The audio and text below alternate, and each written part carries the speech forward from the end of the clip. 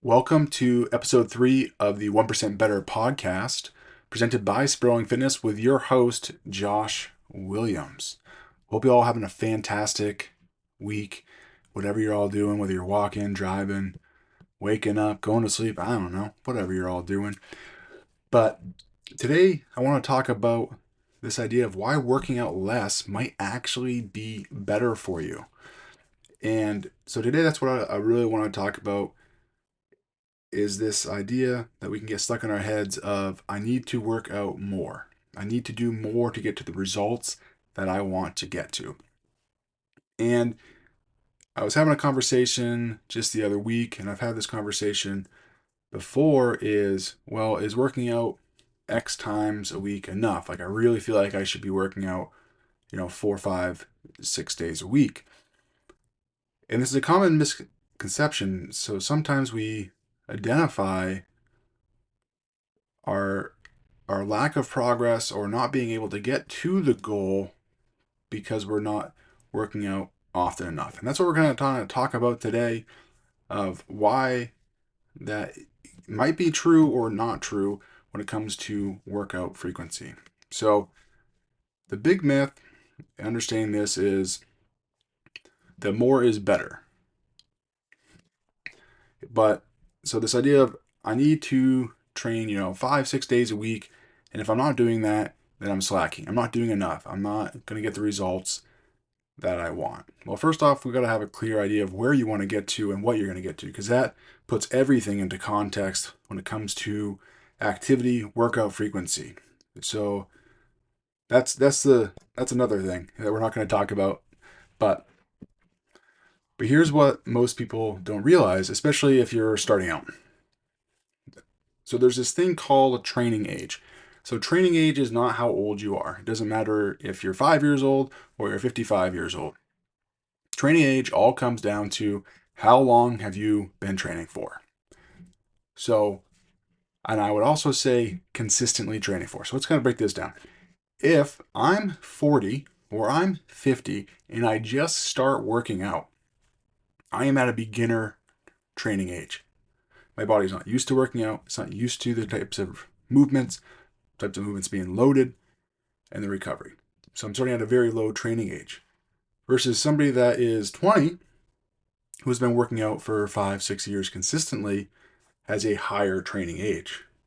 So let's call it, they are 5 years old in training age versus someone starting at 50 is 0 years old in training age. And so what that all means is the body used to adapting to the stresses and responses. The other thing we have to understand is you can always start training at any age, but there is differences because, again, a 20-year-old or even a 30-year-old has lived less life than the 50-year-old. I am not saying anything groundbreaking here. I'm just doing some simple math, and I came to that conclusion. The other thing is this rate at which the body can recover is going to be different from then. And so what can often happen is we compare ourselves to what somebody in their 20s or 30s are doing. Or if somebody had been working out, let's say they were consistent in their 20s and 30s, but then life got busy. They had kids. Their job became more demanding. Plethora of things. Life events. Got us off track. Now it's been 10, 15 years. The training age, in some ways, resets. Your body actually might remember the movements pretty well, but the tissues, the nervous system, the recovery, the bones, all that go into play of the structures that allow us to train at different levels based off of our training age. So we have to understand our own training age, where we're starting at, where we're trying to get to, irregardless to what you might see other people doing in that end. So again, how often we train comes back to your training age. If it's your first day training, the beauty is 1 to 2 days a week, you're going to see really good results for a good period of time. So understand the real goal of training.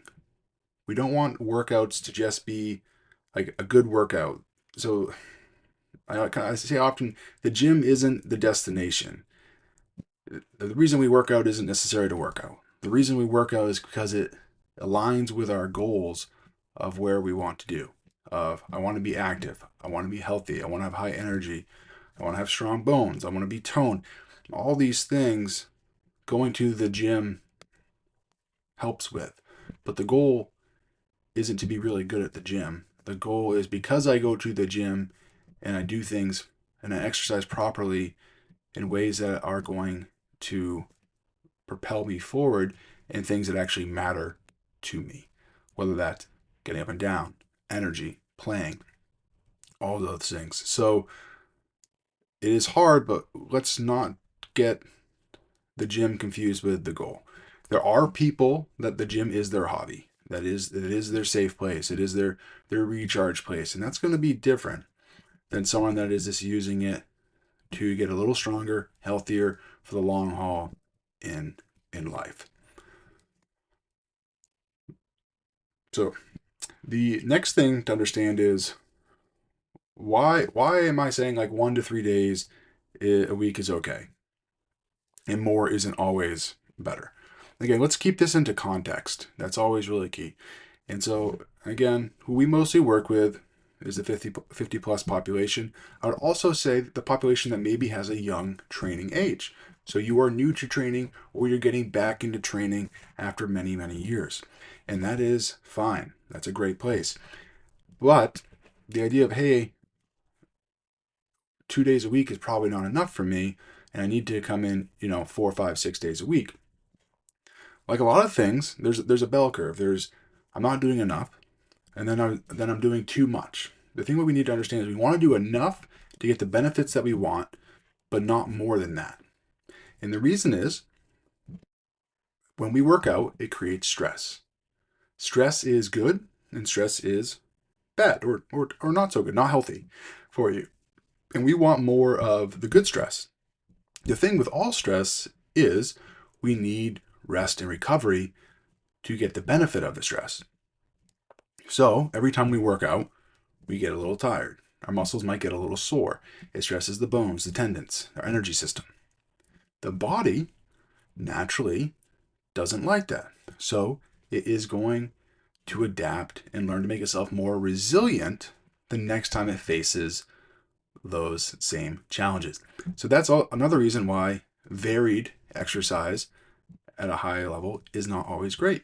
Having consistent exercise is. Now, again, once the body adapts to it, we want to progress it. So progressive overload, so it keeps on adapting. Now, going back to that sweet spots of days a week, I have had clients that started 1 day a week. I've had clients that came in after many years in their 60s or 50s that had never worked out before. And we started once a week. And the reason we started once a week is sometimes that's their schedule, but a lot of it is their recovery.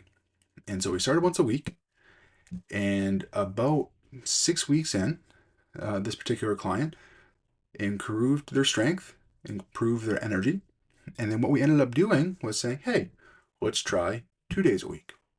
They were able to do 2 days a week. They started lifting more. They went from, this client's been with us now for almost a year, and they went from, lifting, 10-pound weights up to now like 25 and 30-pound weights for their bench press.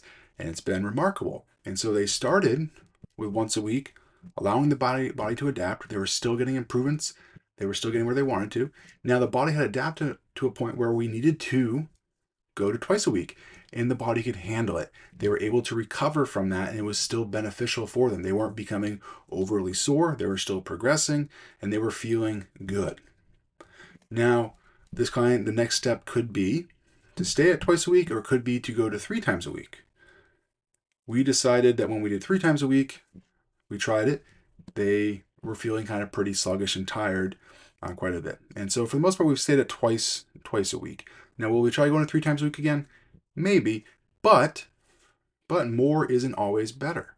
So it's not forgetting what the point is. The point is to be strong. They are now stronger. The point is to have more energy. They have more energy to move with confidence, to do things that they want to do. And they can do those things. Now, could adding a 3rd day a week allow them to do that better? Potentially. But then there's also the risk of, again, being more tired, stress, stressing the body that it can't recover from. And so again, that's finding that sweet spot. And that's what we have found typically the 2 to 3 times a week is that sweet spot. You also have to take into consideration, what are you doing on your off days? And so that's where clients come in. Well, if I'm only coming in 2 to 3 times a week, what am I doing on my off days? And again, we try not to use the word only, but if you're coming in 2 to 3 times a week, and that's that sweet spot to allow you to get stronger, allow you to get that tone, allow you to get that energy, maybe do some corrections for better posture, then on the off days, the goal is the workouts allow you to have more energy to express yourself, to do the things that you want to do. That could be going for longer walks with your dog. So now your dog's happy. You guys are best buds now. That could be playing with the grandkids. That could be picking up new hobbies because you have more confidence in what you do.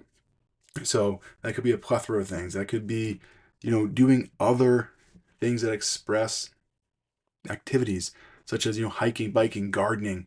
It could be joining pickleball. I mean, that the list goes on and on of things that we might want to do or try. And that's what the off days are for. We should aim to be active, and at the very least, get outside for a walk, get the fresh air. Go for 30 minutes, 60 minutes, somewhere in that range. It doesn't have to be something crazy.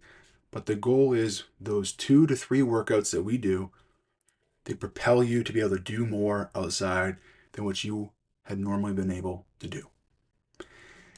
And again, put a caveat on it. Working out more than that isn't wrong, but it's understanding your body and where you're trying to get to, and more isn't always better. What we always try to do is protect against this idea, because if we go up and we start stressing the body more than it can recover, then we can get injured. And when injuries happen, it sets us back. Now, I've had injuries before. Working out is a part of my life.